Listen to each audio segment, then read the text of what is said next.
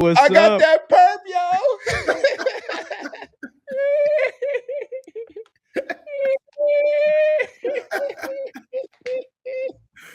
Yo, what's the deal, man? See Smitty, man, in the building, man. What's going on, man? Man, Hey, man, I miss you, brother. Miss you, brother. I got that perp, yo.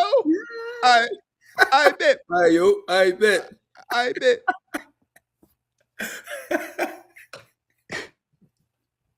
Hey.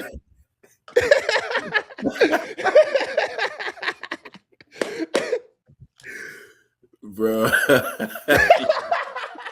I think we're keeping this in. We've already started. We got to keep this in. That's how it is, man. Hey, listen. The ones who know will understand. Hey, we know. Hey, whoever know, they know what's going on. But let's get to the show, man. All right, we had to get that up. That's my boy. All right. Hey, today we have a very, very, very special guest, man, who knows what it takes to compete at the highest level of collegiate and professional basketball. He's made his mark with the Louisville Cardinals. He's brought toughness, leadership, and a sharpshooter's touch from beyond the arc. After transferring and elevating his game, he became a key contributor under the legendary coach Rick Pitino and helped compete in a defined competitive era of Louisville basketball.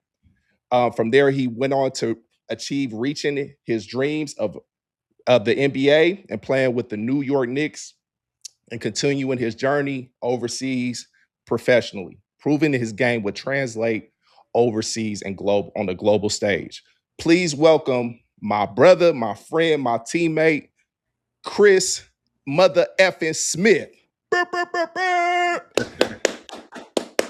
Yeah, man. Appreciate y'all, man. Yes, Appreciate sir. y'all Yes, having sir. me. Man, what's Appreciate going you on? joining the show. Yes, sir. No problem, man. It's been a while, TJ, that's my brother right there. Yeah. We had our little stint in the G League. Yeah. The Ville where it started. Mhm. Just so much history right here. Yeah. I remember Chris, man, when he first got on campus, he couldn't play the first year he came. So he was just practicing with us, going around the team and cracking jokes, man. We would just crack jokes all day long. But one thing I'll say about very humble guy, you would expect him to be, super cocky, just him coming from just such a pristine basketball background. NBA playing, his brother NBA champion, but he came in and worked his way. He wasn't expecting any handouts. He came in, worked hard, and he's always just been an upstanding guy on and off the court. Always about the team, always about winning. So, yeah, man, that's my boy. And I see, hey, Chris, don't get it twisted. Chris, hey, he'll put you in the blender too, man. You gotta watch it, man. He'll put you in a real blender too, man. That's my dude. But we're gonna get into all of that. We're gonna get in we ain't gonna keep you too long, Chris. We just gonna kind of get into, your journey a little bit and everything that you've been going through and what you're currently doing right now. With the what's the basketball league again? It's the league that you're in, that you're doing. So it's a new league, the 94 by 50 league. 94 by 50. It's 8 teams. Each team has ownership in the league. Next year, the league will have 16 teams. We translated from the TBL. A lot of teams left. And, we just created our own league, and try to build on a different platform. Okay. Oh, yeah, go ahead.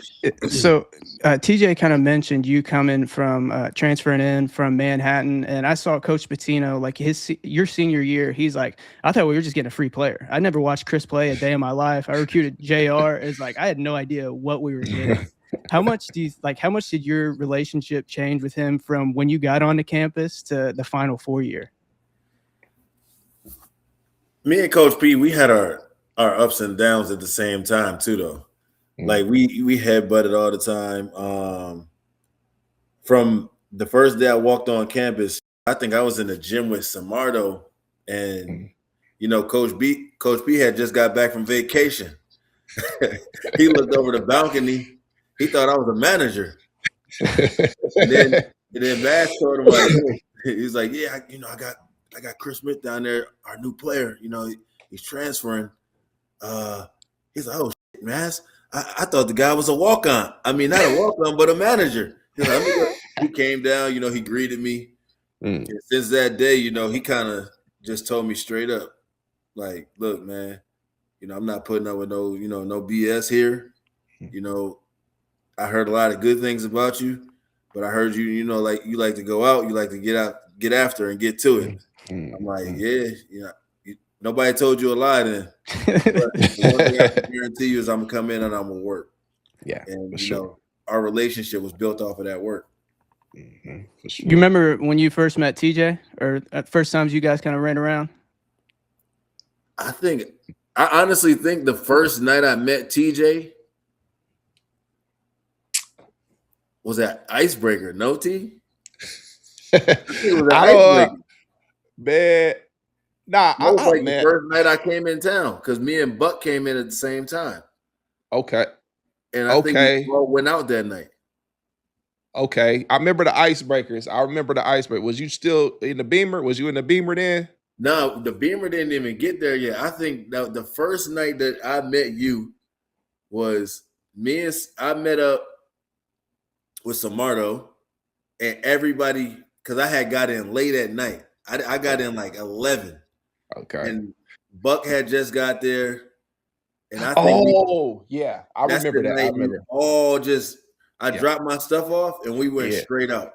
Man, we was turned up, man. Hey, listen, this was a time when the Ville was you had 4th Street Live going, Icebreaker, what I say, O'Malley's and all these other places, man. It was a lot going on that we can do for our age group, and we how we had the city turned up, man. Everywhere we go, it was a movie. A lot of great fruit punch and high seas, a lot of that good stuff. Everywhere. It was a lot going on, man. It was a lot going on at the time, man. But yeah. Go ahead, Chris. Go ahead.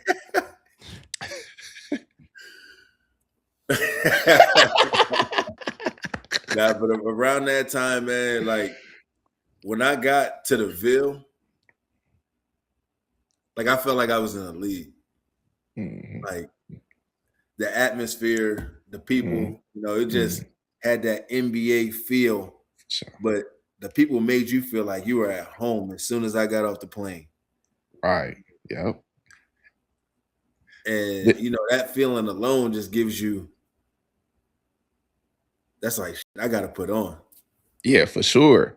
And that's how the Ville does, man. They already know. That's what surprised me. You get here, you're surprised how about the research that the fans have already done before you even shot the basket, shot the ball. They haven't even seen you dribble a ball, do anything, but they're just so into you, and you're feeling like, man, I'm really the man. What I like Rich Homie Quad said, I'll be feeling like the man when I walk through. Man, I'm telling you. So, but that just makes you want to, really produce and really go out there and perform, man. So, but yeah, go ahead, Blake. So obviously everybody knows your brother is J.R. Smith. Just how much did it help you having an older brother that had already been there, done that? Like he's playing in the league. Like one thing you hear about pro athletes that have a dad that have been in the league or a brother, it's like you've seen the blueprint, so you kind of know how to follow it. Just how did that help you throughout your growth? I would say it helped me a lot, but at the same time, there's a double-edged sword on that side, right? So, everybody expects me to be able to do what he did or was doing at the time, and I couldn't fit into my own body, if that makes sense, to a certain degree. Yeah. Because like TJ said, everybody, expected me to come in a certain way and be cocky and be this and be that. I think I was one of the, the furthest things from that. But from a basketball standpoint, you got to think about it. Okay, this guy is walking in the footsteps of behind a phenom who's 18th pick in the NBA draft, McDonald All-American, Jordan Brand All-American, Round Ball Classic All-American, you name it, All American, right? 6'6", got all the genetics, jump shot, handle, highlight reel, insane. Probably one of the best highlight reels that Oh, facts. we've seen in the outside of maybe I don't know, a Vince Carter or somebody like that, right? Yeah. Like I said, it's a double-edged sword. My abilities were my abilities. I did things to it, within my comfort zone and within what I was capable of. The one thing I can say is I don't think there was one person that outworked me as far as, achieving my goals. And I think TJ could attest to that. I spent numerous hours, whether it was before or after, at 6 a.m. I'm in the gym 4 times a day once I got to the Ville. So it was never I don't think it should have been questioned, but the fact of having a brother at that stature kind of goes back to the Bronny James type thing, right? Not saying that we're on the same level, but it goes to he's only there because his dad, right? So people thought that I was only at a certain level because my brother, and it happened to be the same team. Yeah. And I could see, kind of you have to deal with that. You got your with Curry, Seth Curry, like you just said, Bronny, LeBron, so it's possible. Chris carved out his own path, but he wasn't going to be able to carve out his own path trying to be like JR, trying to live up to that, but you can play, like you said, play within yourself and do what you do best, especially when you get to the professional level. It's about what you do the best within that realm. It's so, like I said, JR he was a different type of player, but at the same time, Coach P didn't care about who your brother was. You know what I'm saying? It's like who is, I don't care about him. Like, who are you, Chris Smith? You got to earn your spot. You got to come in here, work.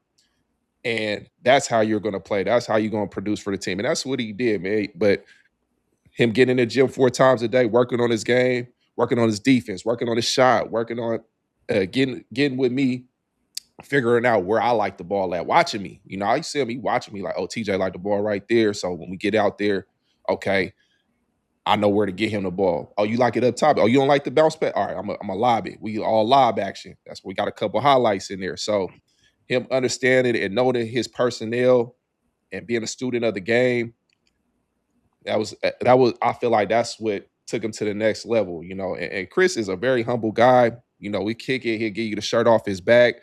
And like Coach P said, he liked to party, man. He liked a little party out there, man. But we used to be safe, man. We used to just do it the right way, man. No, we still get our work in, but we kicking it. I'm telling you. You got to be some college kid. You got to be a college kid, not just college athlete. You got to be a college kid. I think we were the ultimate college athletes to the extreme level. Like, we did everything we did was to the extreme. There was no in between. Like, if we were kicking it, we were kicking it. If we was hooping, we was hooping. Right. But we did all of that to say, in a week span, we probably got 30 workouts in throughout the week. Right. But we also went to a party 7 days a week. I'm telling you, man, we turned up. We got individuals too. You know how them individual sessions used to be. I never forget the first. I think it was the first. Smitty brought me to Sully's. Oh, Sully, see, he reminded me about all the places. Okay, Smitty brought me to Sully's the day before. I think they set me up though, low key, because they were like, "Yeah, bro, we're just gonna go out. We're gonna have a couple drinks."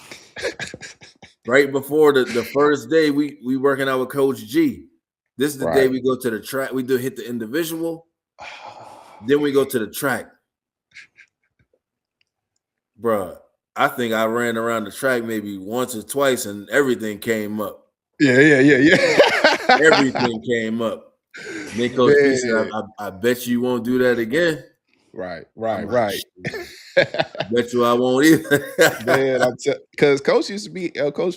He'll be out there, man. Like, hey, y'all got to make this time. You know, if you don't make a certain mile or something, you can't play. You can't play on this team, or or he gonna make sure you keep working until you get to that point, man. But hey, man, you work hard, play hard, man. So that's how I go. Chris, your first year was Chris Brickley was there when you were, wasn't he? Yep. My God. Do you remember that story? I remember he told a story a little while back of like Coach P sent him outside with like a Papa John sign because he just kept messing up or something. He's like, go outside. He made him hold like a Papa John sign or something like that. Did you remember any stories like that of just I can't believe Coach P just sent He this was guy sending dudes outside to hold the sign, right? Because Papa John's was right next door. He was having dudes go outside and hold up signs while cars are driving by. He was trying to prove a point. Like if you was turning the ball over, Ray, take him outside. Ray. You standing outside looking stupid.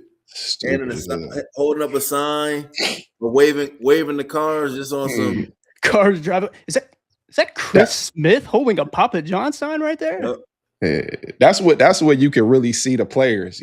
Back in time where people they knew they could drive into these plays, and I actually get a look at Chris Smith or Earl Clark, and you're looking like, hold on, is that Chris Brick? Like, what's going on, man? So Coach Pete, he knew that too. So he'll put you on blast, but in unorthodox ways, you be like, I can't believe this man really just did that to me. So, man, we used to put up with a lot of mental stuff. One thing that TJ brought up, we had Peyton Siva. Don't know why he agreed to do it, but he was our first ever interview once we kicked everything off about a year ago. And Terrence brought up a story during that time about when JR came onto campus one time, and TJ had no idea what Peyton was capable of. And JR found out real quick. You remember? Were you there for that? You remember any of that? Did he bang on Swish? Yeah, he banged on it. Well, I think Swish might have got him back. I think after that. I think you said the rest of that. He went crazy. Yeah. Oh, yeah, that's right. Okay. All right. So we were hooping, and Swish was taking it kind of, he was just kind of taking it easy, Peyton wasn't taking it easy, Peyton was like, he trying to get one. So he came off the one. Yaka. Got him. I just know when Swish came down, he scored the next 8 possessions in a row. He was not playing. He was straight league mode. Like, okay, all right. That's what we do. Step back. Yeah, step back. Step back. I'm like, God damn. Get this man off the court. Then he took his shirt off, and when he started showing the tattoos, that's how you know it's a wrap. It's like that's how you know it's on. Yeah. And we got a couple of knockout games in too, man. He got that NBA ball. He's like, man, I don't want to play with this college ball. I want to play with this NBA ball, man. Throw this out there. And he gave us some work in that too, man. For the normal people, can you just describe the difference between an NBA ball and just a regular college ball? Because I'll pick up an NBA ball, and I was like, how do people shoot with this? It's like when you touch the NBA rock, you gotta know there's a reason why these guys are so good, right? Yeah. I think the ball is maybe like, and I'm gonna pause this because it's like a half inch bigger, right? A lot of pauses in the show. The ball is slick. Pause. Yeah. Compared to that Adidas ball we were using at the time, or a Baden or something like that. Once you catch that thing and it slide off your hand, you're like, oh. Yeah. But once, obviously, I don't even know how to say this without saying it. Pause.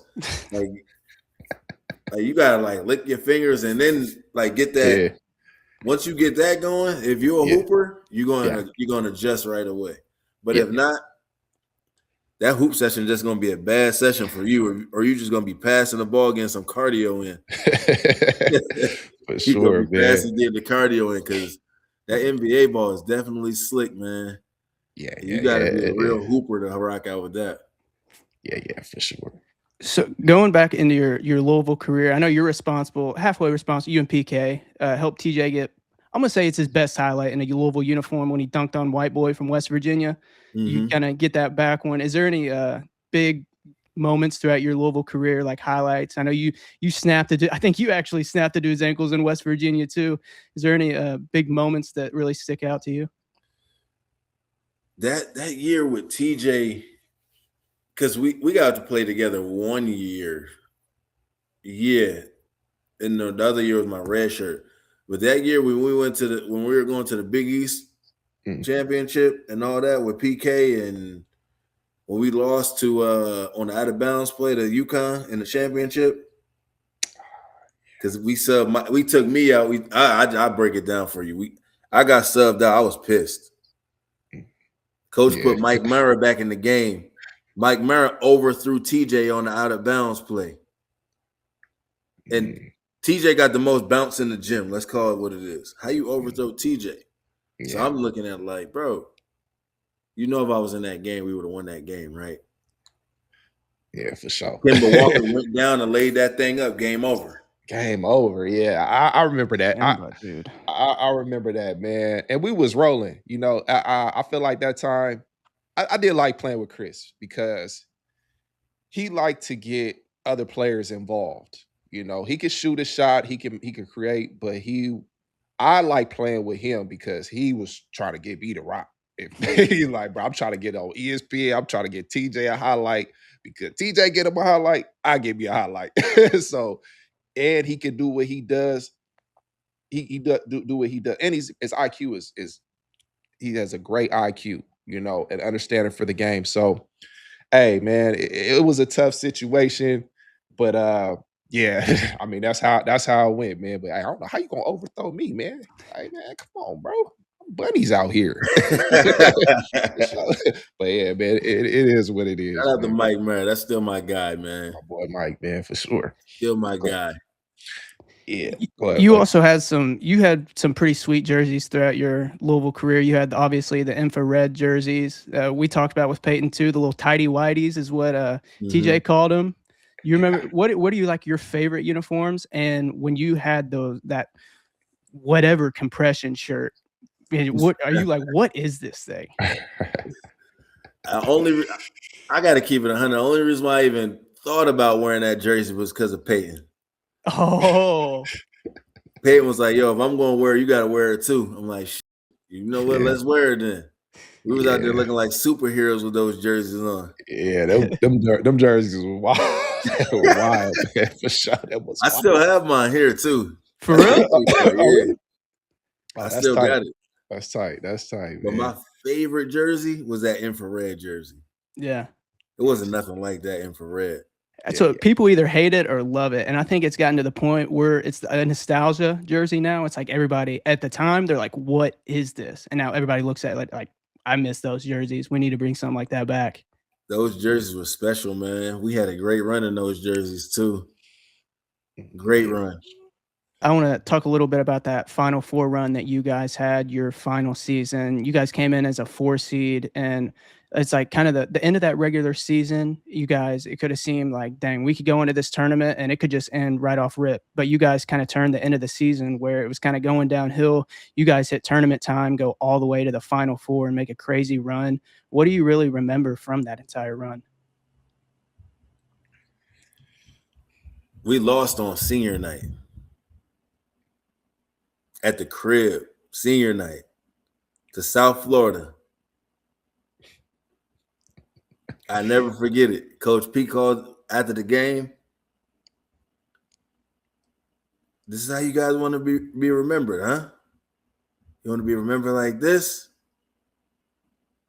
You're not going to Portsmouth, son. You're not doing this, son. And there's another thing to add.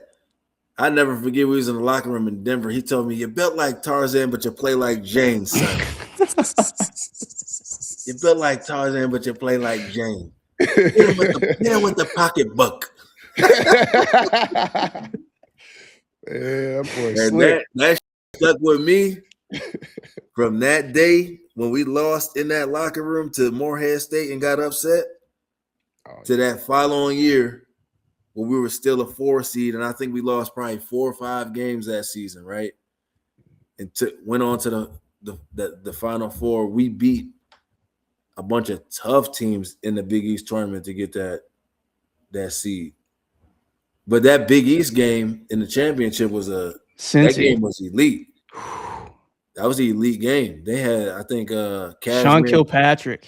Cashmere Wright, and I went off that game.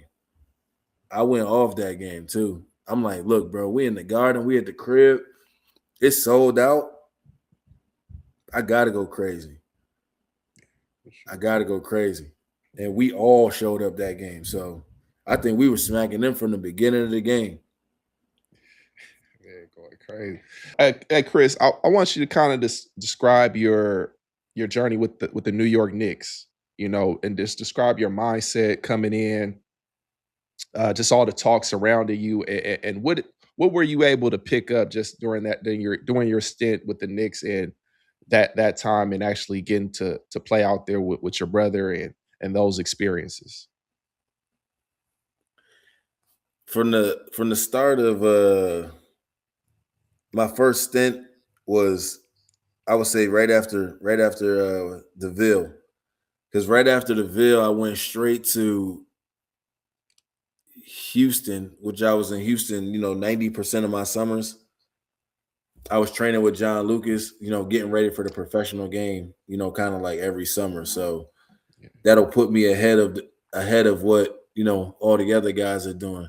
So that led me to the draft, right? Draft night. I knew I was one of the guys. I knew I wasn't getting drafted. My agent told me, "Look, bro, you're not getting drafted." I'm like, "Shit, I kind of know that at this point, right? The 60 guys' name gonna be called. I know I'm not gonna be one of them. As long as I got a contract, I'm fine with that." I was signed with Mark Korenstein at the time. He told me he had a great relationship with Glenn Grunwald, who was the GM of the Knicks at the time and like the president. So I was like, he was like, "Look, man, I got a deal for you. They want to bring you in on a 1+1." I'm like, at that time, I'm thinking like 1+1 = 2, right? Like realistically, I'm thinking like, what are you talking about? 2 year? I'm like, Yeah. man, let's go. Like it ain't nothing. I'm going back to the crib. I'm going to hoop with JR and Melo. Yeah. Like, come on, let's do it. Yeah. Get the summer league. This was like, I signed my deal before summer league. People don't even know that. And I wasn't even signed with CAA, which is JR was signed with, right? So everybody thought once I got that deal, it was like because of my brother, but we didn't even have the same agent. So how does it make sense, right? So I get the summer league, I'm hooping. I think I averaged like 11 or 12 a game in the summer league, which is good numbers, Yeah. good stats. Fast forward a little bit. After the summer league, my knee was messed up in training camp. I hurt my knee. So I had bone fragments in my patella, so that put me out for a whole season. I had a season-ending surgery. But during that time, the lessons and the things that I learned, I'm under Jason Kidd, I'm under Melo, I'm under JR, I'm under Marcus Camby and all these other dudes. It's like, man, like I'm getting all these relearn lessons that I had when I was 18, 19, and so on, because I knew these guys already. Like from JR Denver team when he had all those guys on there. I knew Jason Kidd throughout the years we met and, all those good conversations. So it's like I got ahead of the curve before I even got there. So do I want to say I was ahead of my time, but late at the same time? Yeah, I was. Because at that point, the NBA didn't really have guards like me, right? I think there's more of a shooting guard in the point guard role now than there was back then. There was straight, if you're not a legit point guard, that doesn't suit you. And they tried to change my game to be a point guard, and I wasn't a point guard. Yeah. Yeah, because I would say back then it was more pure. Would you say more pure point guards, guys that look to distribute first rather than score, i.e., a Rajon Rondo, Chris Paul, and Peyton. I mean, Peyton Siva. Peyton, Right. The uh, Peytons, Chris Paul's, uh, was Felton, Isaiah. was Raymond Felton around it? What's his name? Raymond Felton? Was Yeah, he? Raymond Yeah, Felton. just those type of guys that aren't. They're just distributors, guys that look to distribute. But now, like you said, it's more the point guard is essentially a two guard masquerading as a point guard. Right. Coach And Pitino said last year that the pure point guard's basically dead. You have to Finish. be able to shoot For now. sure. Yeah. finish. Shoot, everybody got to shoot. The big man got to shoot. They just want everybody to shoot. Everybody, coaches shoot, assistant coach. They want to score. Everybody just They shoot. want to score 120 a game. If you're not scoring 120 a game, it's not entertaining, right? Yeah, yeah, The guy that's can score as much points as you can. yeah. But to backtrack a little bit, to give you the business of basketball, I think this is my second year with the Knicks when I finally was healthy, and I think that's when me and TJ kind of reconnected in the G League or D League at that point. D League, yeah. It was the D League, so I was going back and forth within the D League and the Knicks. So at that point in time, I'm like, I'm probably in the best shape of my life at this point. Yeah, he was hooping. I'm back healthy. I'm hooping. Me and TJ got a couple dimes on the G League tape or whatever. And I think that game, that was probably one of my best games in the G League. I had 29 points. Yeah, you went crazy. I had 29. They called me back to Milwaukee. I think Raymond Felton was hurt. Pedrioni was hurt. The only point guard they had was Shumpert. Right? He was on an injury also. So the only point they had was Shump. So they called me back. Like, yeah, bro, now, let alone I'm flying from Erie to Milwaukee, which ended up being a 12-hour duration, right? Dang. And they this close. So I'm flying all the way around. I get there, everybody greet me, everybody at the bar in the lobby. Yo, bro, welcome back. Yo, you about to hoop tomorrow? We heard you went crazy the last 2 games. I'm like, I'm locked in at this point. I'm like, yeah, I'm about to get my start tomorrow. Man, I didn't play a second. We get to the game, I ain't play a second. I'm like, I called my agent, like, yo, what's going on? I thought I'm about to, I thought they called me up here to hoop. Nope.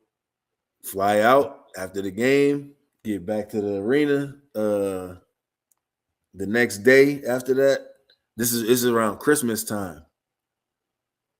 She brought me in, like, yeah, man, we need you to start playing these guys tough one-on-one, so we could bring the vets back. I'm like, bro, you want me to play him one-on-one? In my mind, I'm thinking like, shit, I'm about to go crazy on him. Yeah. I destroyed Raymond Felton one-on-one every time we played. Yeah. Like, y'all gonna not play me? I understand that he making $7 billion or whatever it was, right? But at least give me a chance. I'm in here frying him. Then they made me play one day. They made me play Tim Hardaway one-on-one and Shump one-on-one. And Jen JR jumped in to play. We played 7 spots. I won 5. Guess who won the other 2? JR. Exactly. My brother won. So that alone telling me, like, bro, I know I could hoop. Right. I know I could hoop. I'm in the 5-on-5s, frying everybody. I'm picking Ray up full. Ray wanted to scrap with me. I'm like, damn, Ray, I thought you was my man. I'm just out here trying to, earn my bump. Yeah. Nah, you playing too hard, young fella. You playing too hard. I'm like, playing too hard. I'm like, I'm up soft. Like, we like Yeah, that's chill out. crazy. That's crazy. So we had the Christmas game. That was my first little, the preseason, all that don't matter, right? Once you get in the game, the real show, I subbed in. I came in. If you see the little highlight reel on the YouTube, I dropped 2 dimes right away as soon as I got in the game. Obviously, you playing the Thunder. We playing KD and them. KD was happy for me when I got in the game. Like, yo, y'all finally let this man play. This man loved basketball. Dropped the 2 dimes, dropped down the stat.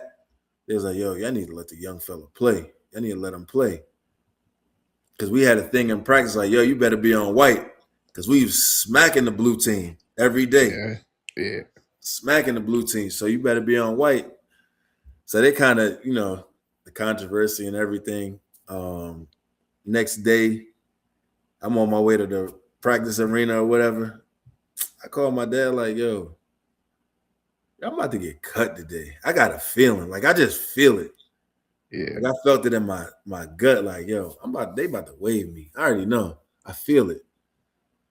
Me and Edon Raven on the way to the practice facility. I get a message come across my phone like on ESPN.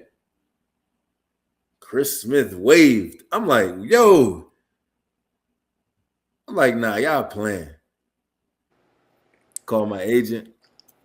He's just like, look, man, we're just gonna figure out another situation. They want to sign you back to the G League or the D League. I keep saying G League. It was D League at the time, but once I went back down there, I just knew it was just bad energy down there. TJ could attest to that. Like it just wasn't the right fit for me. Yeah. Me and the coach was bumping heads and all that.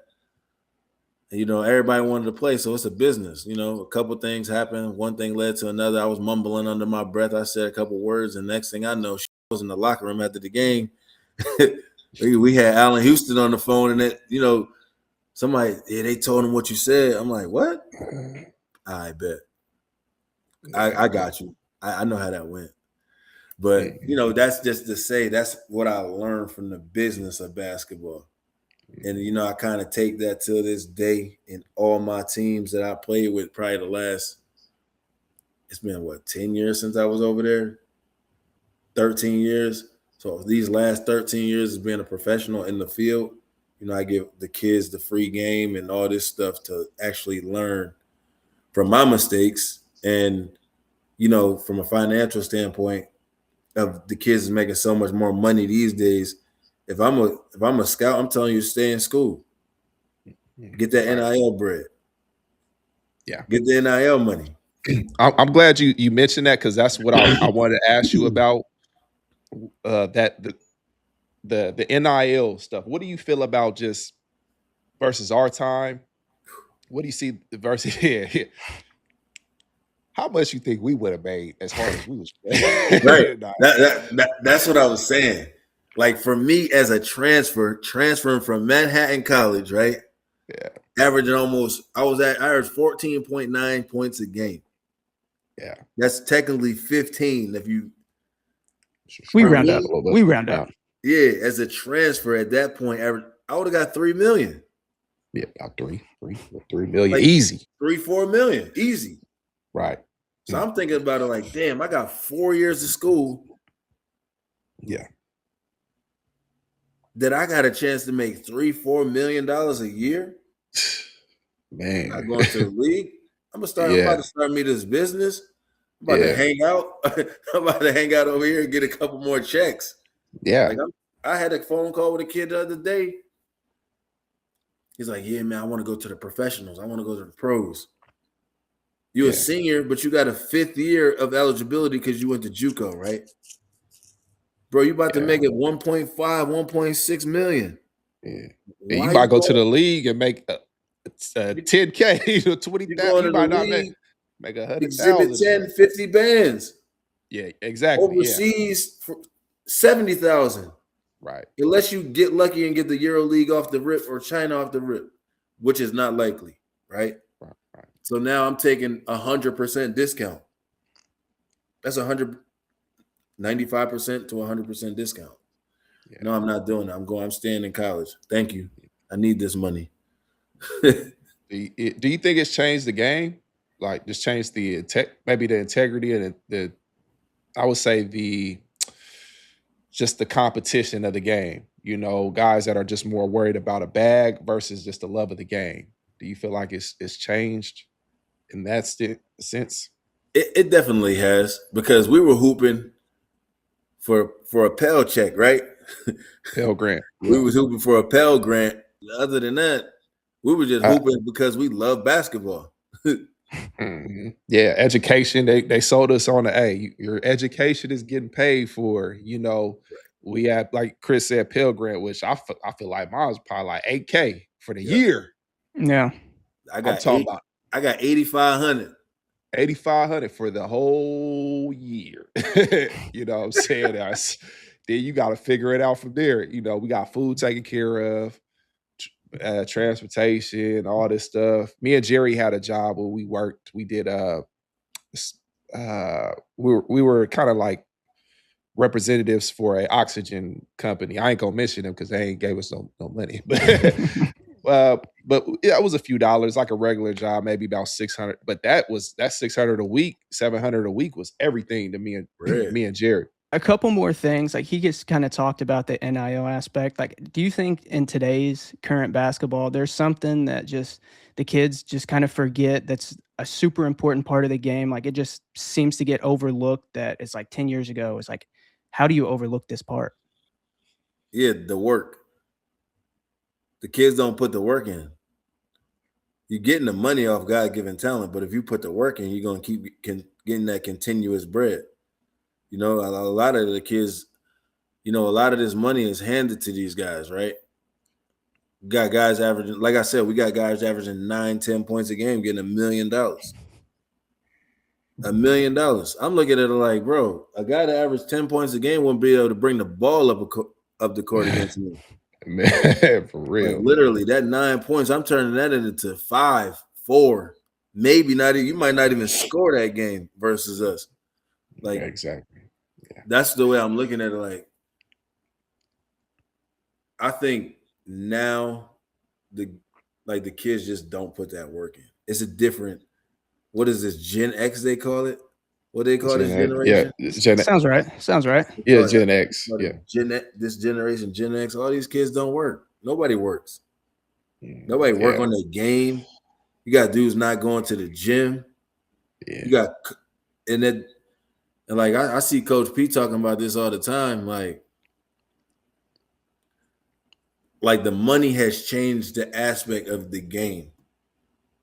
Like the money has definitely changed the aspect of the game. Why? Because you got players that are technically now it works in the player favor, right? Oh, you're not gonna play me? This is a 1-year deal. I'm a McDonald All-American. Okay, bet. I'm entering the portal. Now that 1-year scholarship that you used to hold over my head, that used to mean so much, $40,000 a year. Don't worry about it. Keep it.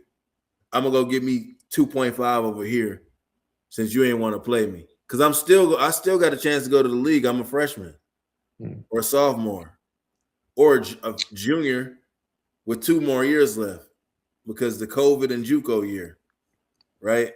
So the money changed the game. It is.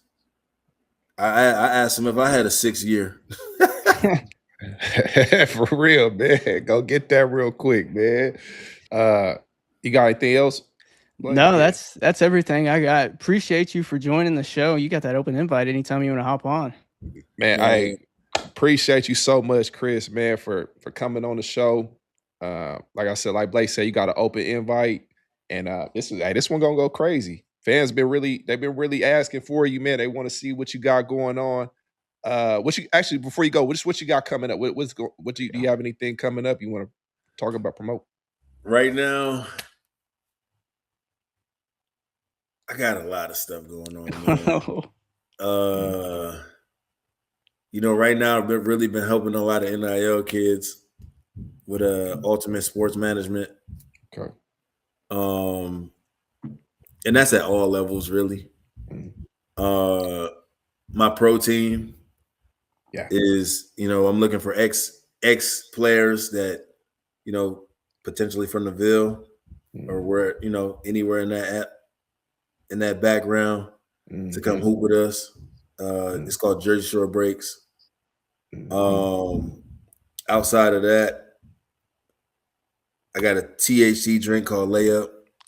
Oh man, this guy's just entrepreneur to the highest level over here. THC drink called Layup. 18 or older, tap in. Yeah, for sure. It's in all the supermarkets. I think it's in the Kroger's down there right now. And on a playing scale, that's where we at right now. That's kind of yeah. Man's got it going right here. Hey man, Chris, man, I'm so proud of you, man. Hey, wonderful guy. We're going to let me see.